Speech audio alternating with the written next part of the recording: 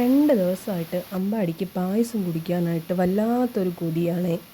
സത്യത്തിൽ അങ്ങനെ കൊതി വരേണ്ട കാര്യമൊന്നുമില്ല. കാരണം അച്ഛന് കാറ്ററിംഗ് സർവീസ് ഉള്ളതുകൊണ്ട് തന്നെ ഇടയ്ക്കിടയ്ക്ക് മാസത്തിൽ എങ്ങനെ നോക്കിയാലും ഒരു 3, 4 പ്രാവശ്യമൊക്കെ നമുക്ക് പായസം അടപ്പായസം ആണെന്നേ ഉള്ളൂ കിട്ടാറുണ്ട്. എനിക്ക് അടപ്പായസത്തിനോട് പൊതുവേ വലിയ താല്പര്യമില്ല. മോൾക്കും മോനും ഒക്കെ ഭയങ്കര ഇഷ്ടമാണ്, അവർ കുടിക്കാറുമുണ്ട്.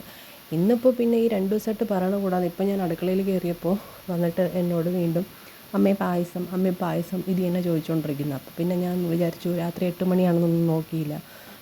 ഫ്രിഡ്ജ് തുറന്ന് നോക്കിയപ്പോൾ കുറച്ച് ശർക്കരയും ഇരിപ്പുണ്ടായിരുന്നു. പിന്നെ എന്തായല്ലേ, കുറച്ച് പച്ചരിയുടെയും പയറിൻ്റെയൊക്കെ ആവശ്യമുള്ളൂ. ഞാൻ മറ്റേ അരിപ്പായസം, അതായത് നമ്മൾ പൊങ്കാലയൊക്കെ പായസം വയ്ക്കുന്ന പോലെ ഇടയ്ക്കിടയ്ക്ക് ഇങ്ങനെ വെച്ച് കൊടുക്കാറുണ്ട് കേട്ടോ. കൊതി തോന്നുന്ന സമയത്തൊക്കെ എനിക്ക് കൊതി തോന്നുമ്പോഴായാലും ചെയ്യാറുള്ള ഒന്നാണ്.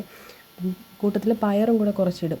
പൊതുവേ ഇവിടെ മോള് ചെറുപയർ അങ്ങനെ കഴിക്കാറില്ല. തോരൻ വെച്ചാലോ പുട്ടിനവിച്ചാലോ ഒന്നും ആൾക്ക് അത് തൊടാറ് പോലുമില്ല. അപ്പം ഈ പായസത്തിൽ ഏറ്റവും പ്രോട്ടീൻ അടങ്ങിയിട്ടുള്ളൊരു കാര്യമാണല്ലേ, അത് വല്ലപ്പോഴെങ്കിലും എങ്ങനെയെങ്കിലും അകത്തില്ലണമല്ലോ എന്ന് വെച്ചിട്ട് ഞാൻ ഇങ്ങനെ പായസം ഉണ്ടാക്കുന്ന സമയത്ത് അതിനകത്തോട്ടിട്ട് കൊടുക്കാറുണ്ട്.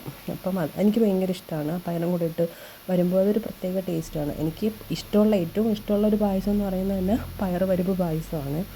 അപ്പോൾ അതും കൂടെ ഇട്ട് പിന്നെ ഒന്നും നോക്കിയില്ല, എല്ലാം കൂടെ പെട്ടെന്ന് തന്നെ നമുക്ക് എത്ര നേരം വേണം, അല്ലെങ്കിൽ കുക്കറിൽ എല്ലാം കൂടെ റെഡിയാക്കാൻ ഒരു അരമണിക്കൂർ പോലും വേണ്ട, 15-20 മിനിറ്റിനുള്ളിൽ നമ്മളെ പായസം റെഡി ആയിട്ടുണ്ട്.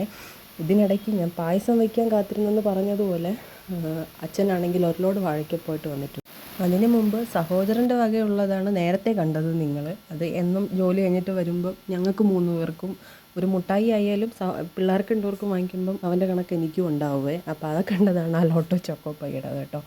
അപ്പോൾ അതും കഴിച്ച് കഴിഞ്ഞപ്പോഴാണ് അത് അടുത്ത ഇതും കൊണ്ട് വന്നിട്ടുള്ളത് അച്ഛൻ. ഇനിയിപ്പോൾ ഈ പായസം മൊത്തം ഞാൻ ഒറ്റയ്ക്കിരുന്ന് തിന്നേണ്ടി വരുമോ എന്ന് എനിക്കറിയില്ല. എന്നാലും കുഴപ്പമില്ല, ഇത് നാളെ വൈകിട്ട് വരെ ഓടും എങ്ങനെ നോക്കിയാൽ. തണുപ്പിക്കാൻ എടുത്ത് വെച്ചപ്പോഴാണ് ആൾ കയ്യിലൊരു വാഴയ്ക്കപ്പവും പിടിച്ചുകൊണ്ട് മുന്നിൽ വന്നത്. വാഴയ്ക്കപ്പവും തിന്നുകൊണ്ട് വന്ന ആൾ നേരെ വന്ന് പായസം കണ്ടപ്പോഴേക്കും ആളിൻ്റെ സ്വഭാവമൊക്കെ അങ്ങ് മാറി കേട്ടോ. അതിനിടയ്ക്ക് അവളൊരു സ്പൂണ് ടേസ്റ്റ് നോക്കാനായിട്ട് എടുത്ത് കഴിക്കുന്ന കണ്ടുകൊണ്ട് അവിടെ കിടന്ന് അതിനായിരുന്നു കരച്ചിലും ബഹളം. ആ കരച്ചിലും ബഹളമാണ് നിങ്ങളീ കാണുന്നത്. അവൻ്റെ ആഹാരത്തിൽ ആരും തൊടാൻ പാടില്ല. ഇതിനിടയ്ക്ക് കയ്യിലിരുന്ന വാഴയ്ക്കപ്പമൊക്കെ അതാ ദൂരെ എടുത്ത് എറിഞ്ഞിട്ടുണ്ട് കേട്ടോ. ഇനി ഈ പായസം കിട്ടുന്നത് ഒരാളടങ്ങത്തില്ല. അങ്ങനെ പായസവും സ്പൂണും ഒക്കെ ആയിട്ട് പോകുന്നുണ്ടേ ആശാൻ. തിന്നാനാണോ കളയാനാണോ എന്തോ.